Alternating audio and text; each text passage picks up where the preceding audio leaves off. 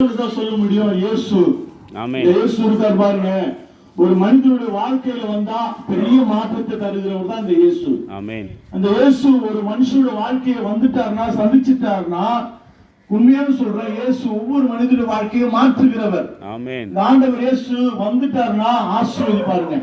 அவரை ஒண்ணு ஆண்டவர் சொல்றாரு, இதோ உன் வீட்டு வாசற்படியிலிருந்து கதவை தட்டுகிறேன். இதே போல எவ்வளவு பேர் உங்களை நீங்க பார்த்திருக்கலாம், இயேசு உங்களை நேசிக்கிறார் என்று சொல்லி டிராக்ஸ் கொடுத்திருக்கலாம். எவ்வளவு பேர், நிறைய பேரோட வாழ்க்கையை நீங்க பார்த்திருக்கலாம்.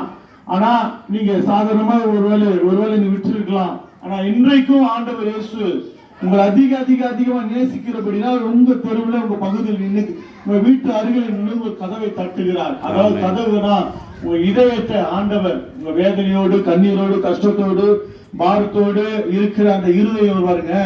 மனுஷன் முகத்தை பார்ப்பாங்க. மனுஷன் ஒரு முகத்தை மட்டும்தான் பார்க்க முடியும். ஆனா மனிதனுக்குள்ள இருக்கிற அந்த வேதனை, அவன் இருதயத்தில் உள்ள வலி, கஷ்டம், சந்தோஷம், எதுவா இருந்தாலும் பார்க்கிறவர் அவர் மட்டும்தான். இருதயத்தை மட்டும் பார்க்கிறவர் அவர் மட்டும்தான். மனுஷன் முகத்தை பார்ப்பா, மனுஷன் ஏமாத்திட்டு போயிடலாம். ஆனா ஆண்டவர் ஏமாற்ற முடியாது. ஆண்டவர் யாருமே பார்க்கலன்னு சொல்ல முடியாது. ஒரு மனுஷனுடைய இருதயத்தை பார்க்கிறவர் அவர் மட்டும்தான். இந்த ஆண்டவர் சொல்றாரு, உங்க இருதயத்தின் வாசற்படியில நின்று கதவை தட்டுகிறார். இயேசு கிறிஸ்துவுக்கு இருதயத்துல ஒரு சின்ன இடம் கொடுத்தீங்கன்னா பெரிய காரியங்களை பார்க்கலாம். எங்களோட